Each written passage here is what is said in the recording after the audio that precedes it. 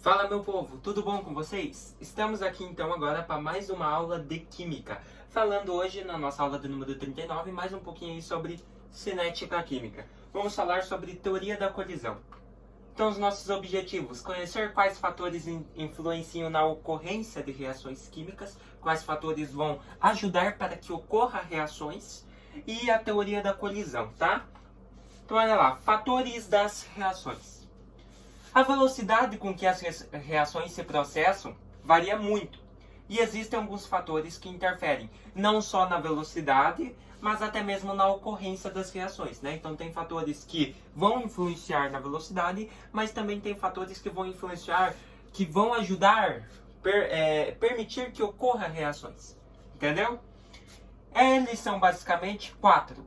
Contato entre os reagentes, afinidade química, colisões favoráveis e energia de ativação. Esses são os quatro os fatores que permitem a ocorrência de reações. Então, olha só. O primeiro lá é o contato entre os reagentes. Para que as moléculas dos reagentes possam colidir umas com as outras, é necessário que elas entrem em contato. Então, para que as moléculas que formam cada reagente, cada substância, elas precisam se colidir, mas, porém, para isso, elas precisam estar em contato. Por exemplo, o sódio é um elemento metálico que reage com o oxigênio, oxidando-se em minutos quando em contato com o ar. Reage também violentamente com a água, como mostra a imagem abaixo. Então você pode ver lá o elemento, o sódio com a água, ele reage ali com as moléculas de água, eles vão se colidir. Só que com a água é mais intenso, né? Como as moléculas são muito fortes, a interação entre elas é mais forte. Então acontece aquela explosão, aquela reação química, né? Então, o primeiro fator para que ocorra reações, que nem disse, é a junção, tá? É a união de moléculas entre os reagentes, para que elas possam colidir uma com a outra, se encontrar, fazer interações, e aí sim gerar uma reação química. No caso do sódio e da água, a reação química é bem visível, né? Pô. Beleza? A segunda é a afinidade química. Essa propriedade diz respeito à capacidade que uma substância tem de reagir com a outra, pois mesmo se duas ou mais substâncias foram colocadas em contatos, mas não houver afinidade entre elas, não ocorrerá a reação. Então, afinidade química é a capacidade que uma substância tem de reagir com a outra, que ela tem que reagir para que aconteça uma reação. Se as duas não têm afinidade química uma com a outra, não existe reação, tá? Não há afinidade química entre o sódio e o querosene, por exemplo. Assim como acontece com um giz deixado exposto no ar, eles nunca irão reagir, porque não há afinidade química entre eles. O giz permanece intacto. Agora, se existisse afinidade química entre o giz e o ar, o giz com certeza ia mudar de estado físico, ia evaporar. Mas o giz não tem afinidade química com o ar, com o gás oxigênio. Então ele permanece intacto, tá? Então a afinidade química é a capacidade que uma substância tende a reagir com a outra. Beleza? Se não tem afinidade, não existe reação. Nesse aspecto ainda há outra questão. O fato de que quanto maior a afinidade entre as substâncias, maior a velocidade da reação. Por exemplo, ao considerarmos as reações de oxirredução, essa afinidade corresponde à tendência de ganhar elétrons, que um dos reagentes tem tendência de perder elétrons do outro reagente. No caso dos metais, eles têm tendência a doar elétrons, oxidando-se. Quanto for maior essa tendência, maior é a reatividade do metal. Então, a afinidade química ela não interfere somente na reação, mas na velocidade da reação também. Então, como eu falei, são fatores que influenciam na ocorrência de reações e na velocidade de reações. Por exemplo, na de oxirredução, quanto maior tendência tem de algo a doar elétrons, no caso a reduzir ou oxidar, de ganhar ou perder elétrons, que é a oxirredução, que nós vamos aprender mais pra frente, lá pelas aulas 46, 47, nós vamos dar uma entrada nisso, beleza? Vocês vão observar que quanto maior a tendência de perder ou ganhar elétrons, maior é a reação, né? No caso ali dos metais, eles têm tendência de doar elétrons, oxidando-se, ou seja, eles perdem elétrons, então eles oxidam. Quanto maior for essa tendência, maior a reatividade e a velocidade do metal, beleza? Teoria das colisões. Teoria das colisões. Para que uma reação química ocorra, as moléculas dos reagentes que entram em contato devem colidir de modo efetivo. Então, como eu falei, para que ocorra a reação, retoma a primeira propriedade. As moléculas dos reagentes precisam interagir, se colidir uma com a outra. Abaixo é mostrado que nem sempre as colisões entre as moléculas são favoráveis, isto é, resultam na quebra de suas ligações dos reagentes e na formação de novas substâncias produtos, tá? Então você tem lá orientações das colisões e o resultado. Então você vê que colidiu lá duas moléculas, colisão não efetiva, não ocorre reação. Você observa que você tinha assim, ó.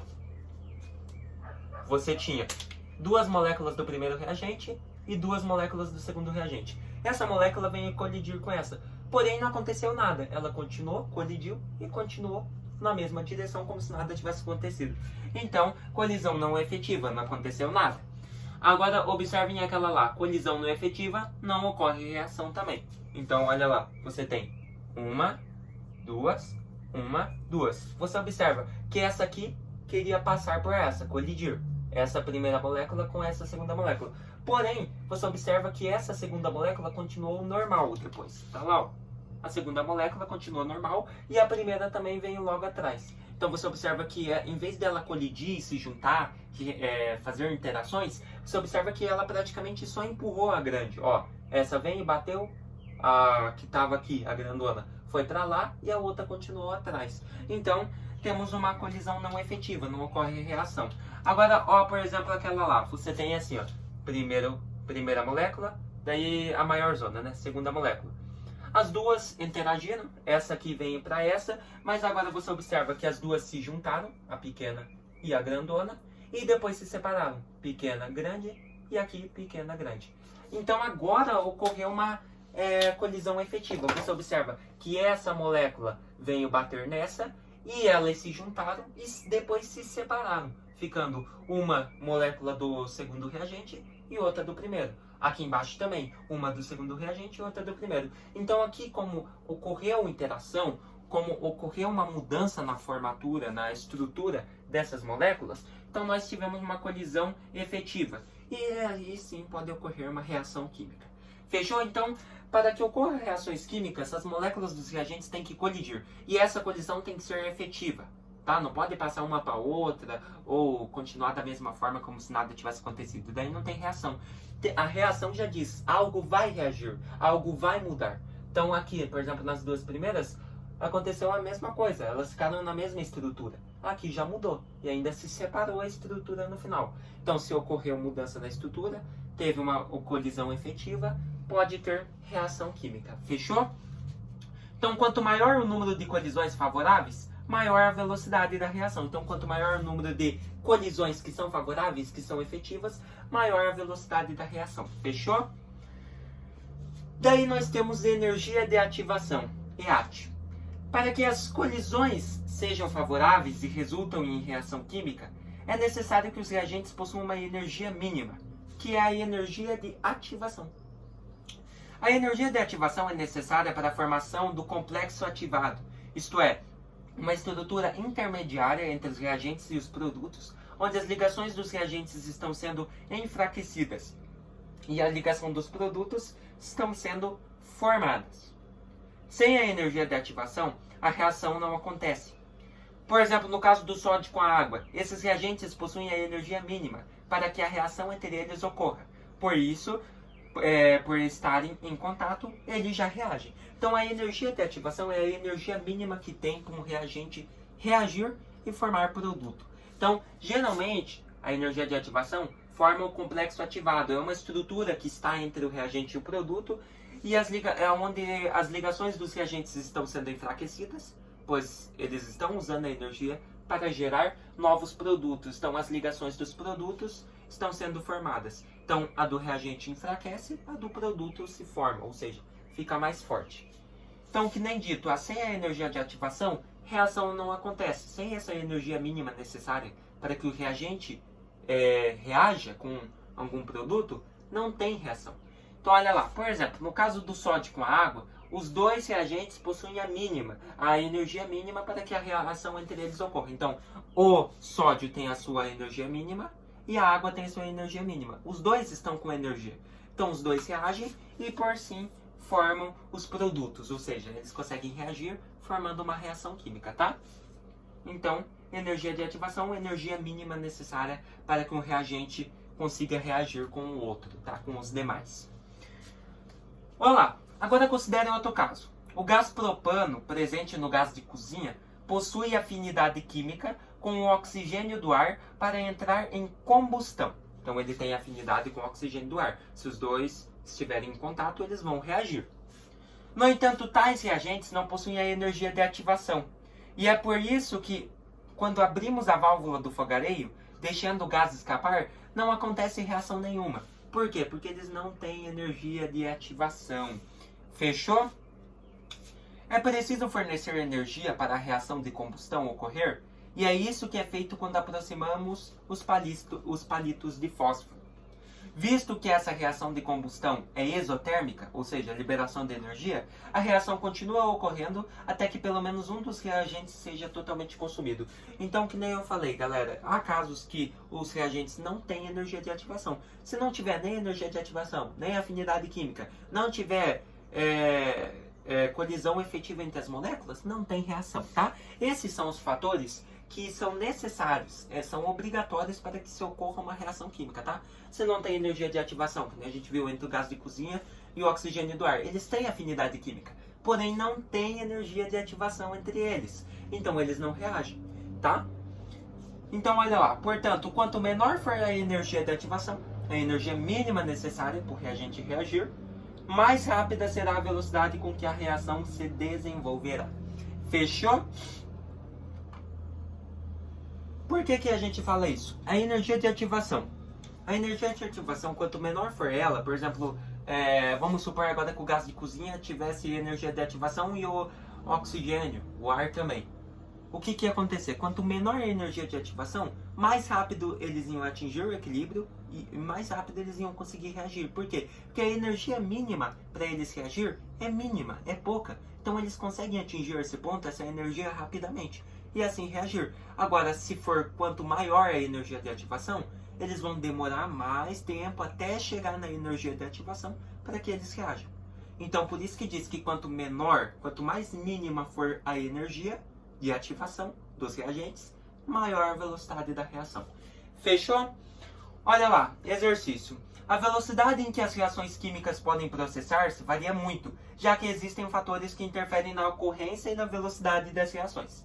Baseando-se nesses fatores, analise as preposições abaixo e marque a alternativa falsa. Então, letra A. A velocidade de uma reação pode ser determinada pela reação entre velocidade de consumo de um reagente e a unidade de tempo? Sim, meus queridos, sim. É necessário haver colisão entre as partículas para que uma reação ocorra? Sim. A gente acabou de ver que é a teoria da colisão. Se não tiver, não tem reação. C. Energia de ativação é um fator que influencia na velocidade da reação? Acabei de falar. Quanto menor a energia de ativação, mais rápida a velocidade. Então, influencia? Sim. Então, a C é correta. A, B e C já foram. D. A velocidade de uma reação é influenciada pela afinidade química entre os reagentes? Sim, também. E também a letra E. A velocidade de uma reação não é influenciada pelo contato entre os reagentes? Totalmente errado, galera. Por quê? Para que uma reação química aconteça, é fundamental que os reagentes entrem em contato entre si, ou seja, suas moléculas possam colidir, né? Para que assim novas ligações entre os átomos sejam formadas e consequentemente novos produtos sejam originados, tá? Então a letra E é a alternativa falsa que ele pedia para marcar. Por quê? Porque, preste bem atenção, repetindo novamente. A velocidade de uma reação não é influenciada pelo contato entre os reagentes. É claro que é, galera. Se não tiver contato entre os reagentes, os átomos não vão formar novas ligações e, porventura, não tem reação, não tem ocorrência de produtos. Agora, influencia? Sim. Então essa é falsa. Para que nem tá aqui, para que uma reação aconteça, é fundamental que os reagentes entrem em contato para que, sim, haja novas ligações entre os átomos, entre as moléculas, e formem-se novos produtos, ou seja, acontecendo uma reação química. Fechou? O que nós vimos nessa aula então, galerinha? Fatores que influenciam na ocorrência de reações químicas e na velocidade delas, né? Então vimos aí afinidade química, teoria da colisão, energia de ativação E qual que era a primeira mesmo que o professor esqueceu? Desculpa. É a primeira, contato entre os reagentes. Beleza? Os reagentes precisam entrar em contato para que ocorra uma reação química, ou seja, formação nova de produtos, tá? No caso, a primeira, que é o contato entre o reagente, ele está junto com a terceira, que é a teoria das colisões. A partir do momento que os reagentes entram em contato, suas moléculas estão em contato também, ou seja, colisão entre as moléculas. Fechou? Teoria da colisão. Fechou? Então eu espero que vocês tenham gostado de mais dessa aula, entendido mais desse conteúdinho de química. Se vemos na próxima aula aí falando mais um pouquinho sobre cinética química. Até mais!